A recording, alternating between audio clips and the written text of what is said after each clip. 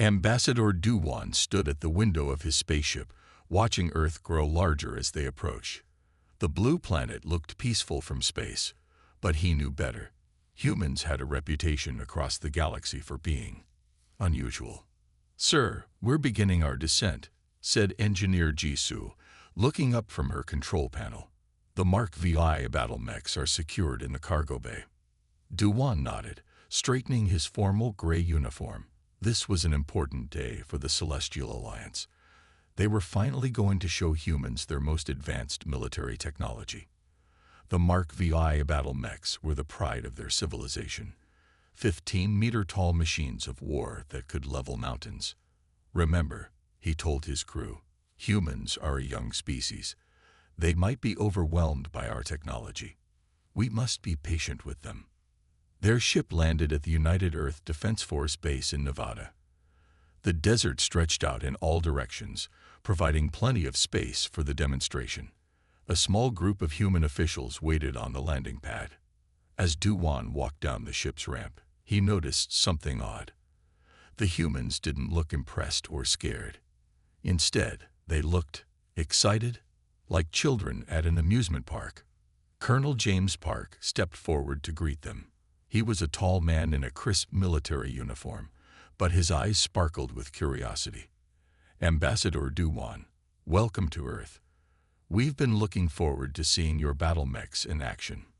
"Thank you, Colonel," Duwan replied carefully. "We have brought our finest pilots and machines to demonstrate our military might." "Excellent." Colonel Park grinned. "Our technical teams are particularly interested in their speed capabilities." Duwan blinked in confusion. "Speed? But these are war machines, Colonel. Their primary function is combat." Of course," Park nodded, but he was already walking toward the cargo bay where crews were unloading the first mech. "But how fast can they run?" Engineer Jisoo stepped up beside Duwan. "Sir, I don't think they're reacting the way we expected." They watched as human engineers swarmed around the first Mark VI, pointing excitedly at its legs and joint systems. One of them, a young woman in a mechanic's uniform, was actually measuring the length of its stride with a laser tool. "The Mark VI can achieve speeds of up to 200 kilometers per hour, Jisoo explained to the humans. The young mechanic's head snapped up. "Only 200? She asked, sounding disappointed. "With these hydraulics, it should be capable of much more." Duwan felt a headache coming on. This was not how first contact demonstrations usually went. Other species typically responded with awe or fear when shown the battle mechs. Humans were supposed to be impressed by the weapons systems, the armor plating, the neural interface controls, not asking about racing speeds. Colonel Park was now discussing something with his team, gesturing enthusiastically. Words like track conditions and handling curves drifted over to where Duwan stood. "Sir," Jisoo whispered, "I think they're planning something." "Surely not," Duwan replied, but uncertainty crept into his voice. He had studied Earth's history before this mission. Humans had a habit of taking things designed for one purpose and using them for something entirely different, but they wouldn't dare to. Colonel Park walked back to them, still grinning. "Ambassador, we have a proposal for you. But first, let me introduce you to Technical Surgeon Yuna." He gestured to the young mechanic who had been measuring the mech. Before joining the military, she was a professional racing driver. Duwan looked at Yuna's bright smile, then at the battle mech, then back at her eager expression. A feeling of dread settled in his stomach. "No," he said firmly, before they could even make their proposal. "Absolutely not. These are advanced military weapons, not toys." But as he looked at the humans' excited faces, he had a sinking feeling that his protest wouldn't matter. Somehow, he knew this demonstration was about to go very differently than planned. Lieutenant Hay Newell stood in the cockpit of his Mark VI battle mech, ready to begin the demonstration. The Nevada desert stretched out before him, targets placed at various distances. He would show these humans what real military power looked like. "Beginning combat demonstration," he announced through the external speakers. The neural interface hummed as he connected with the massive machine. The mech moved smoothly, its feet leaving deep prints in the desert sand. Hanul started with basic movements, walking, running, and jumping. He could hear the humans murmuring below. Next came the weapons demonstration. The mech's arm lifted, targeting system locked on, and a beam of energy destroyed the first target completely. Amazing accuracy, Colonel Park said into his microphone.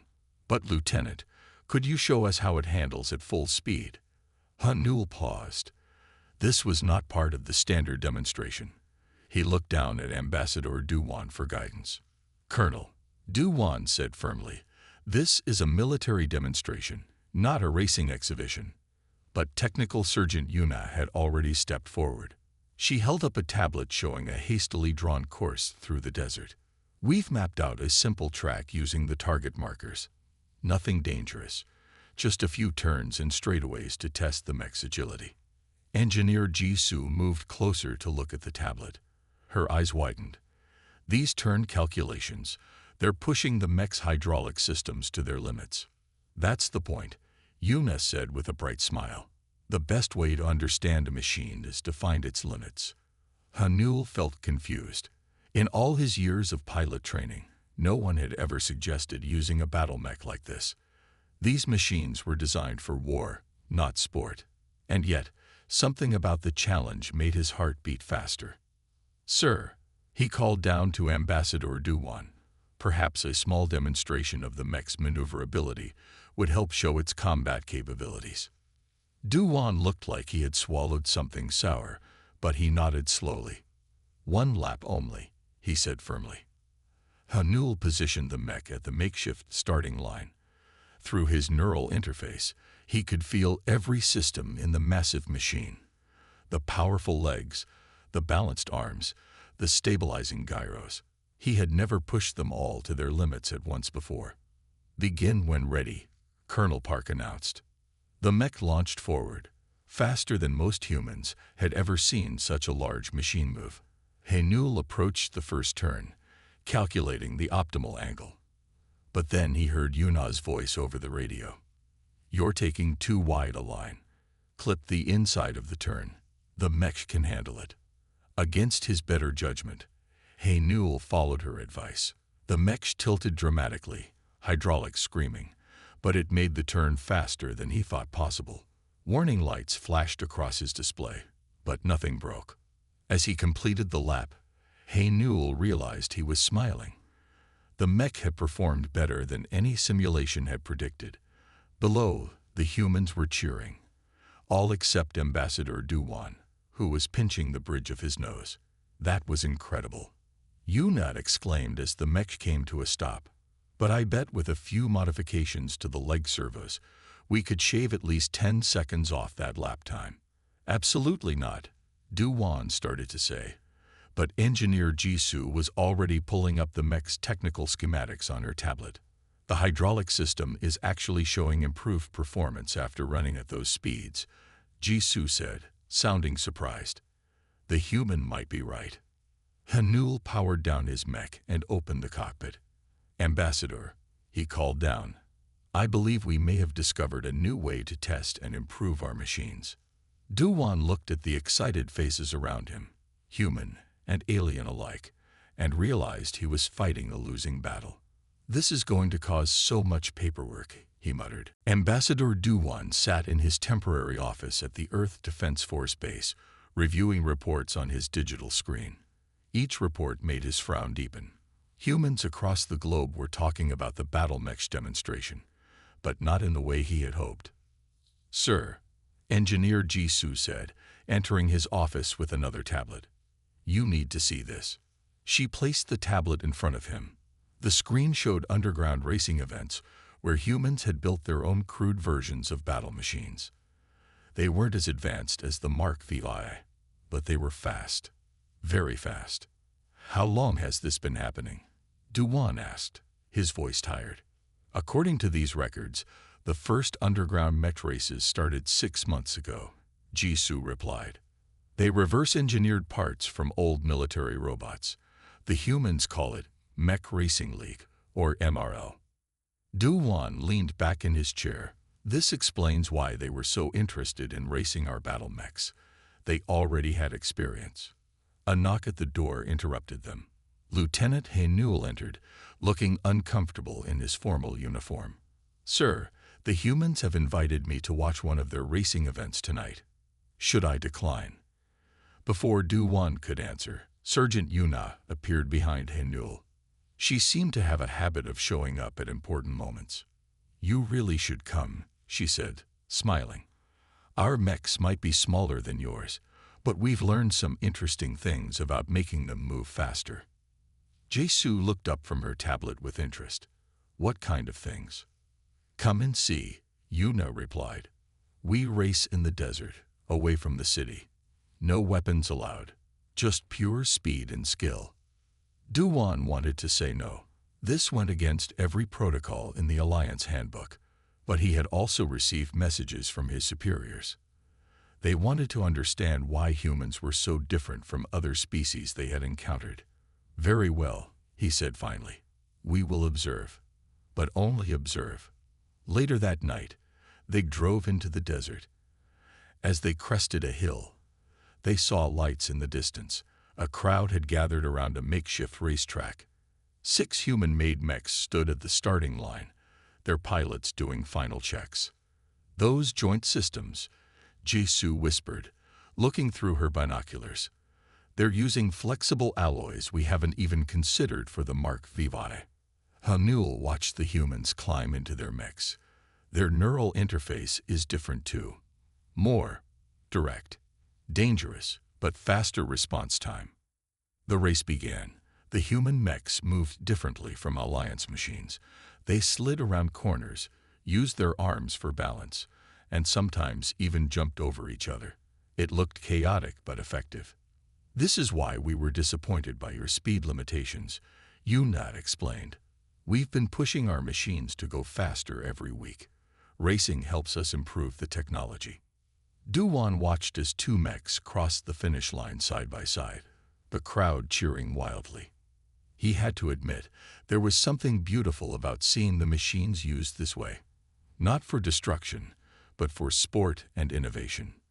"Engineer Jesu," he said slowly, "make detailed recordings of their modifications. Lieutenant Haynul, pay attention to their piloting techniques." "Sir," Haynul asked, surprised, "are we going to report this to the Alliance?" "No," Du-Wan replied, a small smile forming on his face. "I believe we're going to learn from it. Humans may be young, but they've shown us a new way to think about our technology."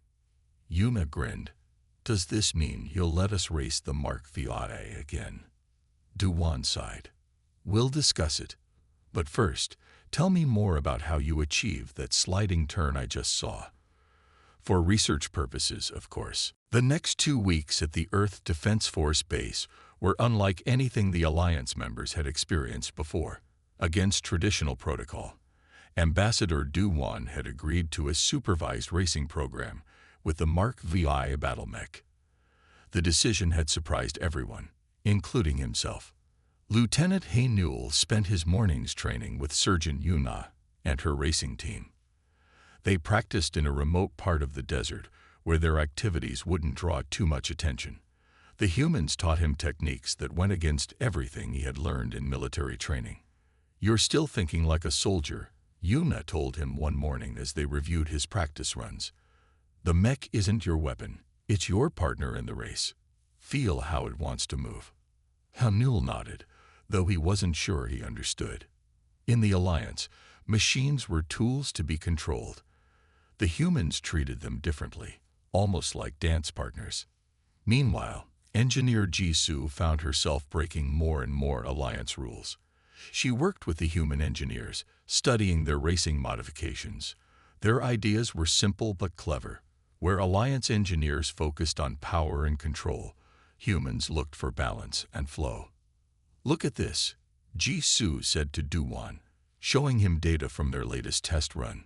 "The human racing techniques actually put less strain on the main systems. The mech lasts longer when we don't force it to move in straight lines." Du-Wan watched through the observation window as He-Newell practiced a new turning technique. The massive battle mech leaned into the turn like a motorcycle, using its momentum instead of fighting it. It was strange to watch, but the efficiency readings were impressive. "The Alliance won't be happy about this," Du-Wan said, but he made no move to stop the training. One afternoon, during a short break, Yuna brought out an old racing helmet. It was covered in scratches and marks from her professional racing days. "Every scratch tells a story," she explained to He-Newell. "Each one taught me something new." He-Newell looked at his own mech pilot helmet, perfectly maintained and unmarked. For the first time, he wondered if being too perfect could be a weakness. The humans had also started making small changes to the Mark VY. Nothing that would affect its combat abilities, but small adjustments to help it move more smoothly. Jisoo supervised every change carefully, taking detailed notes. "The hydraulic system in the legs," one human engineer explained. "It's like teaching a stiff person to dance. We're not changing what it can do. We're just helping it move more naturally." By the end of the second week, He-Newell could complete the practice course in half the time of his first run. The mech moved differently now, more fluid and natural. Even Ambassador Du-Wan had to admit the results were impressive. "Tomorrow we'll try a real race," Yuna announced during their final review session. "Your Mark VI against our best racing mech." He-Newell looked at Du-Wan for permission. The ambassador sighed, then nodded. "For science," he said, though nobody believed that was the only reason anymore. That evening, as the sun set over the desert, Jisoo made one final check of the Mark VI systems. She found He-Newell in the cockpit, running his hands over the controls. "Nervous?" she asked.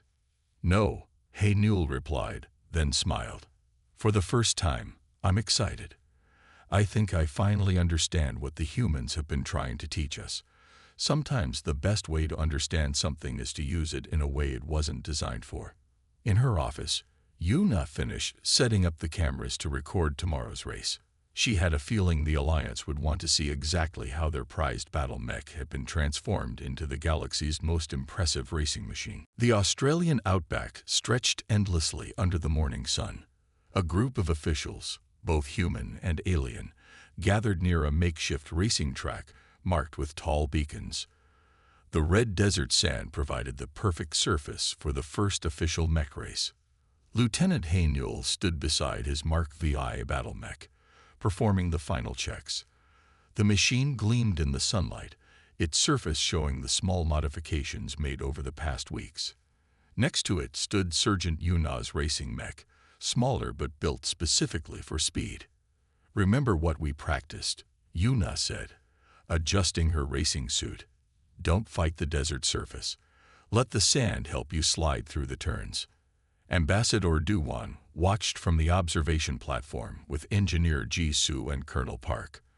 "I still can't believe we agreed to this," he said, but his voice held more resignation than disapproval. "The race course is 5 kilometers," Colonel Park explained. 3 major turns, 2 straight sections, and 1 jump over a natural sand dune. Simple but challenging. Jisoo monitored both mechs on her tablet. The Mark VI systems are running at peak efficiency. The human modifications are working better than expected. The pilots climbed into their machines. He-Newell connected to the neural interface, feeling the familiar hum of the Mark VI systems. But something felt different now. The machine seemed to respond more naturally to his thoughts. "Pilots ready," announced the race controller. Starting countdown. The 2 massive machines moved to the starting line. He-Newell felt calm, focused. The weeks of training had changed how he viewed the mech. It was no longer just a weapon. It was an extension of himself. 3, 2, 1. Begin. Both mechs launched forward, throwing up clouds of red sand. He-Newell took the lead initially, the Mark VI's raw power pushing it ahead. But as they approached the first turn, Yuna's experience showed. Her smaller mech slid gracefully through the turn, finding the perfect line. He-Newell remembered his training and resisted the urge to power through the corner. Instead, he let the Mark VI drift, using its weight to maintain speed. Incredible, Jisoo muttered, watching the data streams. The stress levels on the systems are lower than in combat situations, even at these speeds. The race continued neck and neck. Each pilot showed their strengths. Hae-Newell's precision and the Mark VI's power matched against Yoon-Ah's experience and her mech's agility. Then came the sand dune jump. Hae-Newell had practiced this, but never at full race speed. He pushed forward, feeling the moment when the massive machine left the ground. Time seemed to slow as 15 tons of advanced alien technology flew through the air. The Mark VI landed perfectly, exactly as they had practiced. But Yoon-Ah had used the jump differently, trading height for speed. She shot past Hae-Newell, taking the lead into the final stretch. The finish line approached quickly. Hae-Newell pushed the Mark VI to its limit, the machine responding eagerly. They were side by side in the final meters, two incredible machines racing across the desert. Yoon-Ah crossed the line first, but only by half a second. The small crowd erupted in cheers. Even Ambassador Do-won found himself clapping. Both pilots emerged from their mechs grinning. "That was amazing," Yoon-Ah exclaimed, removing her helmet. "The way you handled that jump. I've never seen anything like it." Hae-Newell smiled, feeling strangely proud despite losing. "I had a good teacher, though I think we've only scratched the surface of what these machines can do." Engineer Jisoo was already downloading the race data, her eyes wide with excitement. "The performance readings are beyond anything we've seen in testing.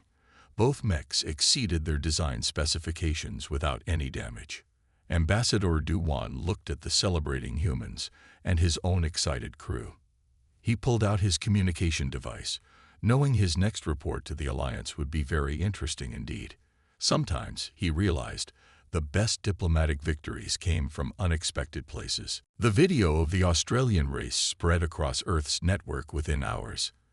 Engineer Jisoo watched the view counter rise on her tablet as millions of humans shared the footage. But what surprised her more was the reaction from the Celestial Alliance networks. "The High Command wants a full report," Ambassador Do-won announced during their morning meeting. His voice sounded tired, but carried a hint of amusement. "They're particularly interested in the performance improvements we've documented." Lieutenant Hae-Newell sat quietly, reviewing the race footage. "The battle capabilities of the Mark VI have improved by 30%, he noted.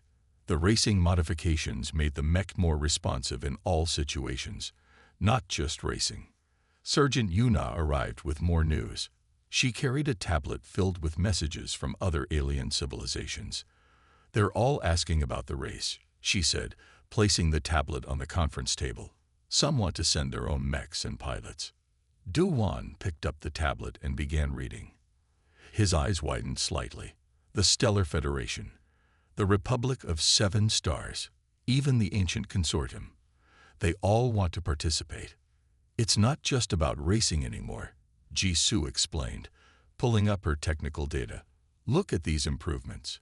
Each modification we made for racing also enhanced the mech's combat effectiveness.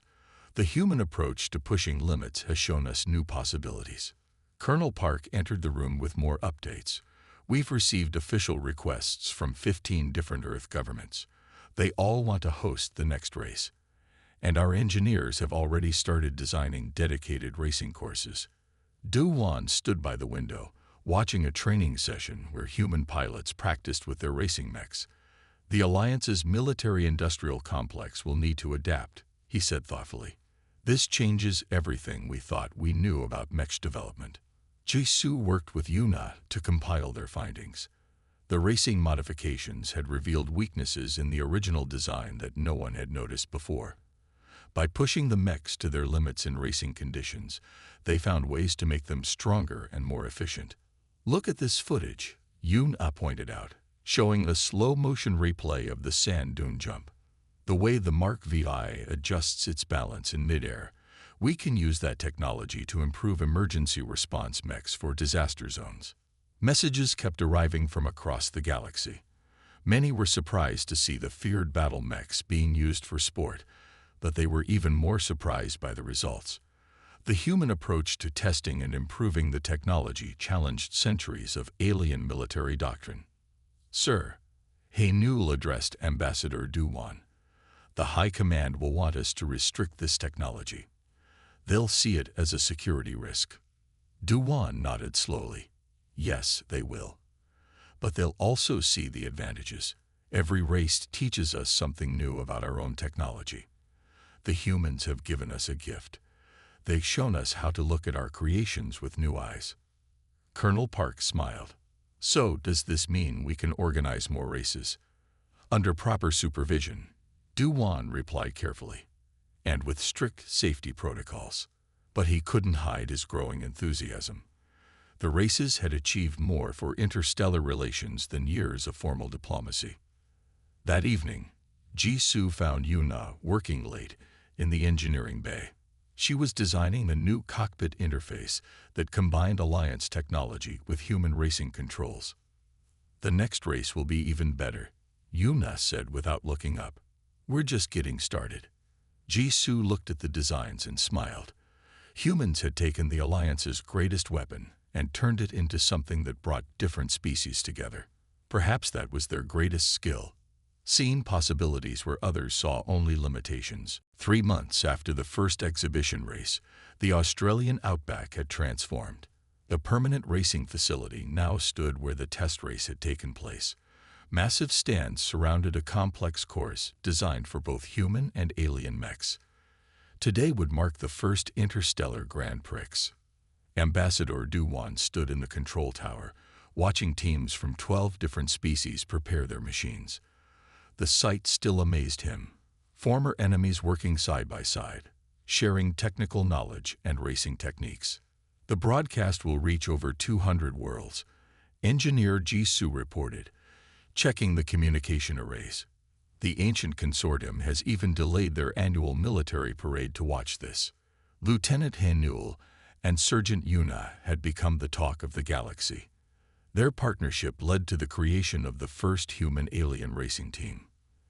They called themselves Earth's Thunder, and their modified Mark VI now bore racing colors instead of military camouflage. "Final systems check complete," Yuna announced through the comm system. She sat in the Mark VI's cockpit, which now featured a combination of Alliance and human technology. "The new neural interface is responding perfectly." Haynul worked as her race engineer, a role reversal that would have seemed impossible just months ago. "Remember," he said, "the Stellar Federation's pilot likes to take the inside line on turn 3. Watch for an opening on the exit." The other teams represented the best of their civilizations. The ancient consortium brought their phase walker, a mech that could briefly shift between dimensions. The Republic of 7 Stars entered their Crystal Knight, known for its unprecedented agility. 10 minutes to race start," announced the control system. Duwan watched the crowds fill the stands. Humans sat next to aliens, all sharing the same excitement. Children carried toys of their favorite racing mechs. Machines that had once been symbols of war now brought joy. "Did you ever imagine this?" Colonel Park asked, joining Duwan at the window. "When you first came to Earth with your battle mechs?" Duwan shook his head. "We thought we were coming to demonstrate our power. Instead, humans demonstrated something far more valuable. The power of seeing things differently." The race began with a thunderous roar. 15 mechs, each representing different worlds and technologies, charged forward. The ground shook as they battled for position, their massive frames moving with surprising grace. Yuna guided the Mark VI through the pack, using techniques that combined human racing instincts with Alliance precision. Other pilots had adopted similar hybrid styles, creating a new form of racing that no single species could have developed alone. "Look at these efficiency readings," Jisoo said excitedly. "Every team has improved their technology. The racing program has advanced mech development by decades." The crowd cheered as Yuna's Mark VI battled with the Crystal Knight for the lead. The two machines danced around each other, neither willing to give ground. This was competition at its finest, fierce but friendly, pushing boundaries without destruction. In the final lap, Yuna found the opening Newell had predicted. As the Crystal Knight took the inside line on turn 3, she swung wide, using the Mark VI's power to slingshot past on the exit. The move brought the crowd to their feet. Earth's Thunder crossed the finish line first, but the victory belonged to everyone. As pilots emerged from their mechs, they greeted each other like old friends. Engineers rushed to share data, each race bringing new discoveries. "The next race will be even better," Yuna said, climbing down from the Mark VI. "Every team is learning, improving, pushing each other forward." Duwan smiled, thinking of his first report to the Alliance about racing their battle mechs. Sometimes the best diplomatic victories came not from showing strength, but from being willing to play. 1 year after the first demonstration in Nevada, Ambassador Duwan stood at the opening ceremony of the Interstellar Mech Racing Federation headquarters in Seoul. The gleaming building featured a museum of racing history on the ground floor, showing the rapid evolution from military machines to specialized racing mechs. As your first commissioner, Duwan addressed the gathered crowd. "I am proud to announce that 27 worlds have joined our racing federation. What began as an unexpected suggestion has grown into something remarkable." Engineer Ji-Soo and Sergeant Yuna had revolutionized mech design. Their collaborative work led to a new generation of racing machines that combined the best aspects of human and alien technology. The engineering bay of the headquarters buzzed with activity as teams worked on their latest innovations. "The original Mark VI now sits in our museum," Ji-Soo told a group of visiting engineers. "It reminds us how this all started, with humans looking at our most advanced war machine and seeing something different." Lieutenant Newell had become the head instructor at the new racing academy. He taught pilots from across the galaxy, sharing the unique blend of Alliance precision and human creativity that had proven so successful. "The key is balance," he explained to his latest class, "not just in controlling the mech, but in bringing together different ways of thinking. Each species brings something valuable to this sport." The racing circuit now included tracks on 12 different worlds. Each location offered unique challenges, from the ice caves of Europa to the floating platforms of the ancient consortium's homeworld. Every race taught them something new about their machines and each other. Colonel Park, now serving as Earth's representative on the Federation Council, watched new teams arrive for certification. "Remember when we thought the Mark VI could only go 200 kilometers per hour?" he asked Duwan with a smile. "The latest racing mechs are 3 times faster," Duwan replied, "and somehow safer than their military counterparts. Humans taught us that pushing limits works better with safety regulations than with weapon systems." In the development center, Yun-Ah worked with a team of human and alien engineers on the next generation of racing mech. The prototype combined Alliance neural interfaces, human racing dynamics, and innovations from half a dozen other species. "This started because humans wanted to race," she said, reviewing the design specifications. "But it became about more than racing. It became about seeing potential in unexpected places. The Federation had strict rules. No weapons allowed. All technology must be shared, and safety came first. These simple guidelines helped former rivals become partners. Military leaders who once planned wars now debated racing strategies instead. Our next goal is to develop rescue mechs," Ji-Soo announced during a press conference. "Using what we learned from racing to help people. Speed and precision can save lives just as easily as they can win races." Duwan ended his day by visiting the training grounds where new pilots practiced.